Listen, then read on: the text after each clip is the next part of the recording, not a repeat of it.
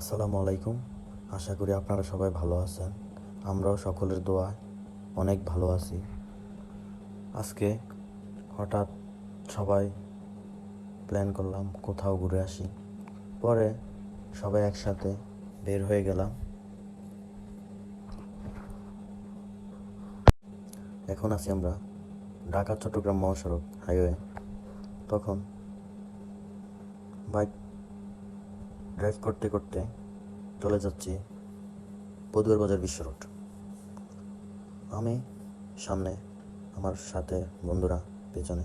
সামনে এগিয়ে আছে শিববীর। একটু চঞ্চল, বাইক সবার থেকে একটু আগে থাকতে চায়, কিন্তু আমরা তাকে আগে যেতে দেই না। একটু ফাইজলামি করি, কিন্তু বাইক চালানো অবস্থায় আমাদের বন্ধুরা একটু ফাইজলামি বেশি করে। পরে দেখি